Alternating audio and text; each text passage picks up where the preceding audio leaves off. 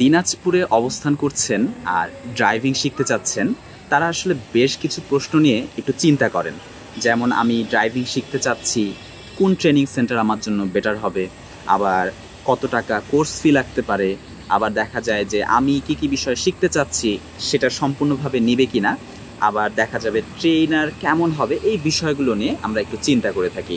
তো আমি এবং আমার ওয়াইফ খুব রিসেন্টলি একটা ড্রাইভিং কোর্স সম্পন্ন করেছি। এই ভিডিওতে আমাদের সম্পূর্ণ ড্রাইভিংয়ের যে যাত্রাটা সেটা আপনাদের সাথে শেয়ার করব। আমরা ড্রাইভিংটি করেছি বিআরটিসি দিনাজপুর থেকে।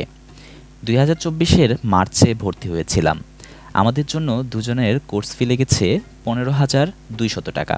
এখানে পুরুষদের হালকাযান শিখতে কোর্স ফি 8,000 টাকা এবং মহিলাদের 10% ছাড়ে 7,200 টাকা। এই কোর্সে ম্যানুয়াল এবং অটো দুই গাড়ি চালানো শিখতে পারবেন। এখানে সাদা গাড়িটি দেখছেন, এটা ম্যানুয়াল গাড়ি, আর কালো গাড়িটি হলো অটো। এই কালো গাড়িতেই আমাদের বেশিরভাগ প্র্যাকটিসটা করেছি।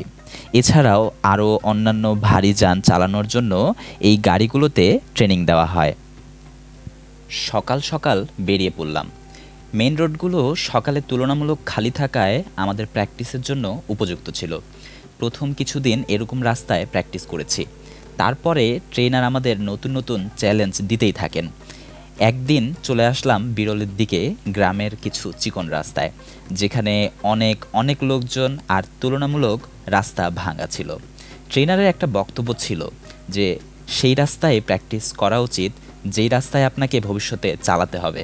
ফাঁকা রাস্তায় শিখে আসলে খুব একটা লাভ হবে না। আবারও নতুন চ্যালেঞ্জ। শহরের ভিতরে হাজার হাজার অটো আর জ্যাম ঠেলে গাড়ি চালানো প্রথম আমাদের কাছে খুব একটা সহজ না হলেও পরবর্তীতে এটা যেন কোনো ব্যাপারই মনে হয়নি। আমি আমার এই ব্যাপারে একটু বেশি এক্সাইটেড।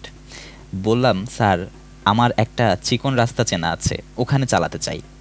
বুঝলাম ট্রেনার স্যার একটু টেনশনে পড়ে গেলেও আমার উপরে বেশ কনফিডেন্সও ছিলেন। কালীতলায় ঢোকার আগে বকুলতলা মোড় দিয়ে এই রাস্তায় গাড়ি চালালাম। আমিও বেশ ভয়ে ছিলাম, তবে খুব ভালোভাবেই গাড়িটা বের করে এনেছি।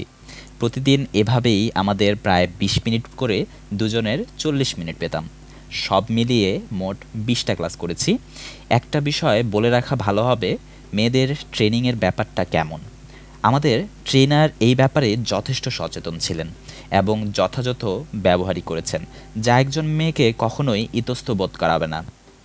গাড়ি চালানো শেখার পাশাপাশি আমাদেরকে আরও কিছু থিওরিটিক্যাল এবং প্র্যাকটিক্যাল ট্রেনিংও দেওয়া হয়েছে। যেমন ড্রাইভিং লাইসেন্স করার জন্য সবচেয়ে কঠিন টেস্ট জিগজ্যাগ টেস্ট খুব ভালোভাবে শিখেছি, এমনকি ড্রাইভিং লাইসেন্সও হাতে পেয়েছি। তারপরে আপনার গাড়ির বেসিক কিছু মেইনটেনেন্স, ইঞ্জিন সম্পর্কিত সমস্যা চিহ্নিত করা, আর সবচেয়ে জরুরি হলো জরুরি মুহূর্তে যেন নিজের গাড়ির চাকা নিজেই বদলাতে পারি, সেজন্য চাকা চেঞ্জ করার সিস্টেম। সাধারণত ট্রেনিংগুলো দিনের বেলা হয়।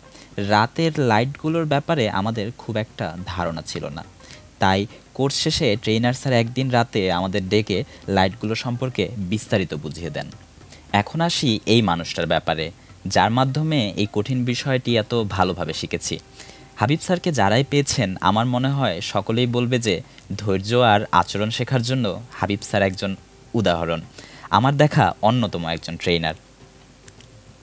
এবং বিআরটিসির বাকি স্টাফরাও সকলেই বেশ আন্তরিক ছিলেন। কোর্স শেষে আমরা সার্টিফিকেট গ্রহণ করছি। এই সার্টিফিকেটটি বাইরের দেশে গাড়ি চালানোর অনুমোদন পেতে হেল্প করবে। একদম শেষে আপনাদের জানিয়ে দিই আমরা সব মিলিয়ে কি পেলাম। মেইন রোডে চালানো, আঁকাবাঁকা রাস্তায় চালানো, চিকন ও ব্যস্ত রাস্তায় চালানো, পার্কিং করার পদ্ধতি, লাইসেন্সের টেস্টগুলো, গাড়ি মেইনটেনেন্স, রাতের লাইটের ব্যবহার, রাস্তায় ব্যবহৃত চিহ্নের ধারণা এবং সার্টিফিকেট। এই ছিল সব মিলিয়ে আমাদের ড্রাইভিং ট্রেনিং।